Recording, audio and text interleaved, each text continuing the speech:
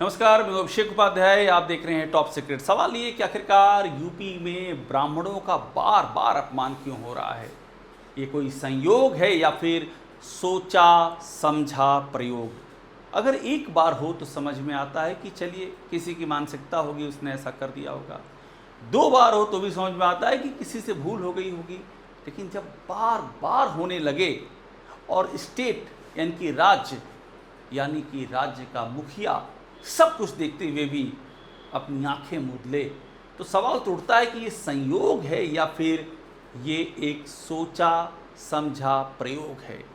तो एक बार फिर से उत्तर प्रदेश में यही हुआ है। इस बार बीएचयू में ब्राह्मणवाद पर सवाल पूछ लिया गया है और ब्राह्मणवाद पर जो सवाल पूछा गया है उससे हंगामा मच गया है, क्योंकि ब्राह्मणवाद पर इस सवाल का सीधा सा आशय है ब्राह्मणवादी पितृसत्ता, और इससे महिलाओं की हालत को जोड़ दिया गया है। यानी कि ब्राह्मणवादी पितृसत्ता किस तरह से महिलाओं के दुखों, उनकी तकलीफ़ों के लिए जिम्मेदार थी, ये पूछा गया है बीएचयू में। अब आप कहेंगे कि बीएचयू तो सेंट्रल यूनिवर्सिटी है, इसमें दो राय नहीं। बीएचयू सेंट्रल यूनिवर्सिटी है, इससे जुड़ी तमाम चीज़ों पर इस पर सवाल उठने चाहिए और ये एक कमेटी इस पर बैठनी चाहिए कि आखिरकार ये सवाल आया कहाँ से, किसने ये सवाल दिया। आप ब्राह्मणवाद से जोड़ करके किसी चीज़ को कैसे डिफाइन कर सकते हैं? सवाल तो ये है, क्योंकि अगर महिलाओं पर अत्याचार की कोई बात होगी तो वो अत्याचार ऐसा तो नहीं है किसी जात से संदर्भित करके ही होता हो। महिलाओं पर अत्याचार के वाक़ये किस जाति में नहीं है, और इसीलिए कहा गया है कि महिला अपने आप में एक वर्ग है। आधी आबादी कहा गया है महिला को। यानी कि महिलाओं की प्रताड़ना के खिलाफ जो लड़ाई लड़ी गई है, चाहे वो ईश्वर चंद्र विद्यासागर ने लड़ी हो, चाहे वो राजा राममोहन राय ने लड़ी हो। ऐसा नहीं था सती प्रथा थी तो सिर्फ ब्राह्मणों में सती प्रथा था, कहाँ नहीं थी वो। विधवा विवाह का विरोध कहाँ नहीं होता था। तो एक जाति विशेष से जोड़ने का मतलब क्या है, सवाल ये है। और फिर वही सवाल है कि क्या ये ब्राह्मणों की टारगेटिंग है यूपी में? मैंने आपसे कहा ना, ये बार बार हो रहा है। और ये देखिए, ब्राह्मणवादी पितृसत्ता से आप क्या समझते हैं, क्या हुआ? अब यहाँ पर इतिहासकारों का मत भी आ गया। इतिहासकार कह रहे हैं कि आज के दौर में इसका इस्तेमाल करना अफसोसजनक है, इससे दूर रहना चाहिए। ब्राह्मणवाद शब्द को मध्यकाल के कवियों ने ध्वस्त कर दिया था। इस तरह के सवाल उठ रहे हैं। अब मैं आपको जो बता रहा था कि ब्राह्मण यानी कि टारगेटिंग क्यों हो रही है, बार बार क्यों ब्राह्मणवाद या ब्राह्मण यूपी में निशाने पर है।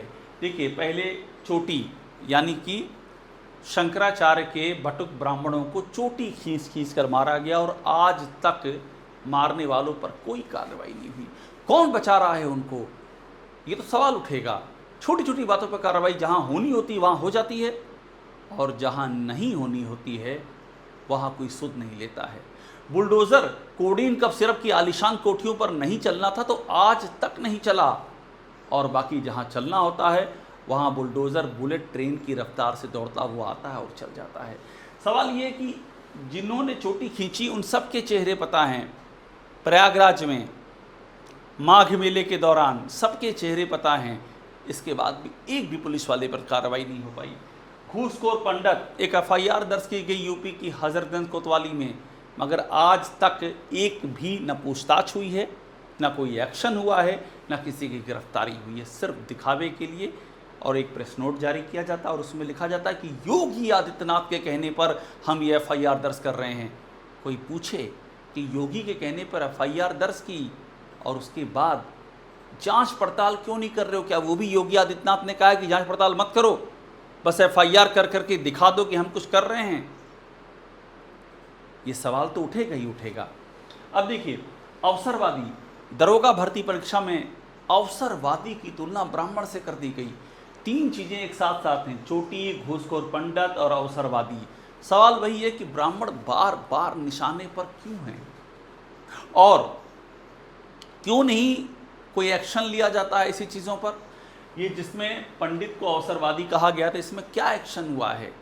किसको आइडेंटिफाई किया गया जिसने ये प्रश्न पत्र बनाया था? किस पर एक्शन हुआ है? किस एजेंसी पर क्या कार्रवाई हुई है? क्या कोई अरेस्ट हुआ है? क्या कोई एफआईआर ऐसी हुई जिसमें कि जो बड़े आला अधिकारी होते हैं उन पर कोई आँच आई हो, 2-4 छोटे प्यादों पर कार्रवाई करने से होना क्या है। और मैं आपको फिर बता रहा हूँ, ये सब चीज़ें तो है ही हैं। इसके अलावा देखिए, जब ब्राह्मण विधायक मीटिंग करते हैं तो उस पर भी नोटिस जारी कर दी जाती है, अनुशासनहीनता की लक्ष्मण रेखा से उसको जोड़ दिया जाता है। तो बार बार ब्राह्मणों पर ही ये टारगेटिंग क्यों होती है, अपने आप में बड़ा सवाल है। अब इस सवाल का जवाब ढूंढने की ज़रूरत है कि आखिरकार ये क्यों हो रहा है। इसके पीछे एक कहानी आती है, गोरखनाथ मठ वर्सेस तिवारी हाता, यानी कि गोरखपुर में एक लड़ाई चली, लंबी चली। मठ बनाम हाता, मठ यानी कि योगी आदित्यनाथ का केंद्र, हाता यानी कि पंडित हरिशंकर तिवारी का केंद्र। और ये लड़ाई भी दो ध्रुवों पर गई। हाता यानी कि ब्राह्मणों का आधिपत्य, मठ माना गया कि क्षत्रिय ताकतें उस तरफ हैं। ये लड़ाई चली है, लंबी चली है। सबको पता है, वीरेंद्र शाही, हरिशंकर तिवारी, योगी आदित्यनाथ, अलग अलग जो किरदार रहे हैं वो सबकी जानकारी में हैं। कैसे रहे हैं, क्या हुआ है, किस तरह का वैमनस्य हुआ है।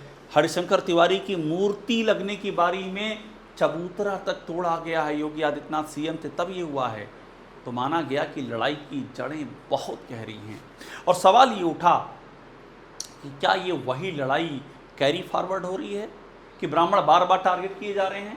अब आप देखिए, इस सब के बाद में कहानी आगे बढ़ती है और इस पर आती है कि ब्राह्मण कितने इम्पोर्टेंट हैं। यूपी में ब्राह्मण हैं गेम चेंजर।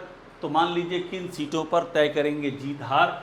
मैं आपको बता देता हूं कि ब्राह्मण कितने महत्वपूर्ण हैं। यहाँ पर 12 से 14% ब्राह्मण मतदाता हैं। ब्राह्मण संगठनों का कहना है कि 17 से 19% है, ये उनका अपना दावा है। यूपी के 21 मुख्यमंत्रियों में से 6 ब्राह्मण रहे हैं। एनडी तिवारी 3 बार सीएम रहे हैं। 115 सीटें ऐसी हैं जिनमें ब्राह्मण मतदाताओं का अच्छा खासा प्रभाव है। 15% से ज़्यादा ब्राह्मण वोट वाले 12 ज़िले हैं। ब्राह्मण बहन जी की सरकार बनवा चुके हैं। 2007 में जब बहन जी की सरकार आई तो उस समय ब्राह्मण पूरी ताकत से खड़े हुए और बीएसपी की सरकार अपने दम पर आई। सवाल ये कि जब ब्राह्मण इतने महत्वपूर्ण हैं तो उसके बाद भी आखिरकार क्यों बार बार ब्राह्मण निशाने पर हैं, वजह क्या है। कौन सी पार्टी ऐसी पॉलिटिकल सुसाइड करने की कोशिश करेगी, कौन सी पार्टी ये चाहेगी कि ब्राह्मणों का वोट बैंक उससे छिन जाए, कौन अपने पैरों पर कुल्हाड़ी मारेगी। यानी कि सवाल उठता है कि कहीं ना कहीं ये किसी सोच विशेष की टारगेटिंग है। किसी को दिक्कत है ब्राह्मणों से, किसी के जहन में ब्राह्मणों के लिए विद्वेष है, किसी की टारगेटिंग जो है वो ब्राह्मणों के इर्द गिर्द ही होती है। और क्या उसी के नाते ऐसी चीज़ें बार बार उत्तर प्रदेश में होती हैं? क्या किसी को खुश करने के लिए ऐसा किया जाता है? अब आप देखिए, सवाल बहुत सारे उठते हैं। सवाल ये भी उठते हैं कि ब्राह्मण समाज से कहाँ इनकाउंटर हुए हैं, कहाँ बुलडोजर चले हैं, कितनों पर कानूनी एक्शन हुए हैं और दूसरी जगहों पर आपने क्या किया है। एक बात एकदम क्लियर कर देनी चाहिए, अपराधी कोई भी हो, किसी भी जात का हो, वर्ग का हो, धर्म का हो, उस पर पूरी कठोरता से कार्रवाई होनी चाहिए। लेकिन जब ऐसा होने लगे कि एक समाज विशेष पर एक्शन होगा और दूसरी ओर सब चैन कुशल मंगल होगा, तो सवाल खड़े होंगे। और सवाल लोग खड़े कर रहे हैं, बाकायदा लोग नाम गिनाते हैं, देखिए इन पर एक्शन लिए हैं और इधर एक्शन नहीं लिए गए हैं। यानी कि ये एक तरह का दरार खिंच गई है। परशुराम शोभा यात्रा पर भी यही कई बार होता है। परशुराम जी की जयंती वो छुट्टी रद्द कर दी गई, परशुराम शोभा यात्रा को रोका गया, परशुराम शोभा यात्रा पर चेतावनी दी गई। ये सब चीज़ें बार बार हो रही हैं। अलंकार अग्निहोत्री ने जिस तरह से बात उठाई, बरेली के एसडीएम, कि उनको कहा गया कि साला पंडित पागल हो गया है, ये किसकी सोच है? कौन ये कहता है? किसके जहन में ये सब चस्पा है कि बार बार ब्राह्मणों को टारगेट किया जाए? उत्तर प्रदेश की राजनीति में ये बात घर कर चुकी है, ये बात बड़ा मुद्दा बनती जा रही है। और आप ये तय मानिए कि अगर इस बात का बीजेपी ने कोई सलूशन नहीं निकाला तो ब्राह्मणों का वोट बैंक बिखर सकता है, दूसरी ओर जा सकता है। और एक बात यहाँ और जोड़नी पड़ेगी राजकुमार भाटी की। हाल ही में समाजवादी पार्टी के नेता राजकुमार भाटी ने ब्राह्मणों की तुलना वेश्या से कर दी। राजकुमार भाटी पर एफआईआर भी हुई, लेकिन कार्रवाई आप सोचिए, एक पूछताछ तक नहीं की गई। यहाँ योगी आदित्यनाथ पर कोई बयान दे दे, तुरंत पुलिस उठा ले जाती है, अरेस्ट कर लेती है, उसको जमानत के लाले पड़ जाते हैं। ब्राह्मणों पर ऐसा बयान देने वाले, उनकी तुलना वैश्या से करने वाले राजकुमार भाटी पर कोई एक्शन नहीं हो रहा है। सिर्फ एफआईआर की औपचारिकता, एक पूछताछ नहीं, गिरफ्तारी की तो बात नहीं। क्यों? क्या इसलिए कि ब्राह्मणों के खिलाफ अगर कुछ कहा जाए तो किसी को प्रसन्नता होती है? क्या सवाल उठ रहा है। क्या किसी के हृदय में सुकून की धारा बहती है? सवाल उठ रहा है। क्या किसी की हिस्ट्री ऐसी है पॉलिटिकल जो मैच करती है ब्राह्मणों के अपमान की परंपरा से? ये सारे सवाल उठ रहे हैं और इसीलिए कहा जा रहा है कि बार बार जो अपमान हो रहा है यूपी में ब्राह्मणों का, इसके पीछे आखिर किसका फरमान है? ये प्रश्न अपने आप में एक यक्ष प्रश्न की तरह से, और शंकराचार्य का जो अपमान हुआ, जिस तरह से शंकराचार्य से सबूत मांगा गया उनके होने का, ये इस सवाल को और बढ़ा देता है। जिन शंकराचार्य के खुद प्रधानमंत्री पैर छूते हैं, उनसे उत्तर प्रदेश की विधानसभा में योगी आदित्यनाथ ने सबूत मांगा कि वो शंकराचार्य हैं, इस बात का सबूत दें। उनको सपा का शंकराचार्य कहा गया। प्रयागराज में संगम तट पर अधिकारी पहुंच गए, बोर्ड नोटिस लगा दी कि आप सबूत दीजिए कि आप शंकराचार्य हैं। इस तरह का अपमान किया गया। मैंने बताया उनके ब्राह्मण भटकों की चोटी खींच खींच के मारा गया, उनको स्नान नहीं करने दिया गया। क्यों? आखिर क्या वजह है? सवाल ही उठ रहा है। किस बात का भीतर का आक्रोश है? और क्या यह आक्रोश इसलिए है क्योंकि ब्राह्मण समाज के प्रति कोई अंदर की दबी हुई भावना है, छिपी हुई भावना है? ये सारे सवाल उठ रहे हैं और राजनीति में ये सवाल बड़े प्रासंगिक होते हैं। राजनीतिक जो डिस्कोर्स होता है वहाँ पर आप जातियों को खारिज नहीं कर सकते हैं। जातियों का अपमान हमेशा से बड़े पॉलिटिकल डेवलपमेंट और बड़े पॉलिटिकल बदलाव का साक्षी रहा है। जातियों के अपमान के चलते चलते सरकार की सरकारें चली गई, इसलिए इनको आप भुला नहीं सकते हैं। किसको नहीं याद होगा कि बहन जी ने यानी कि मायावती ने काशी राम में जब अपनी पॉलिटिक्स शुरू की तो दलित जातियों के अपमान को ही मुद्दा बनाया, और वो मुद्दा इतना आगे बढ़ा, इतना आगे बढ़ा कि एक बार पार्टी कहाँ से उठी और कहाँ पहुँची, क्योंकि वो एक क्रक्स कोर था कि अपमान कैसे हो सकता है। समाजवादी पार्टी ने जो पॉलिटिक्स की उसमें MY कॉम्बिनेशन को आधार बनाया, और वहाँ से MY से होते होते वो पार्टी का विराट स्वरूप होता गया, और आज देश की तीसरी सबसे बड़ी विपक्षी पार्टी है। साउथ में जाएंगे DMK, AIADMK, ये द्राविड़ समुदाय हैं, उनकी जो आइडियोलॉजी है, जो पेरियार की आइडियोलॉजी है, ज्योतिबा फूले की आइडियोलॉजी है, उसके साथ आगे बढ़ा रहे हैं। वो उन जातियों की बात कर रहे हैं। सबका कोर यही है कि आप अपमान किसी जात का नहीं कर सकते हैं, चाहे वो दलित हों, चाहे वो पिछड़े हों, चाहे आदिवासी हों या फिर ब्राह्मण हों। अपमान करने का अधिकार किसने दिया? और जब अपमान बार बार होने लगे तो फिर तो ये सवाल खड़ा हो जाता है कि ये संयोग है या फिर ये सोचा समझा प्रयोग है। टॉप सीक्रेट को देखते रहिए, लाइक कीजिए, इसे सब्सक्राइब आप ज़रूर कर लीजिएगा।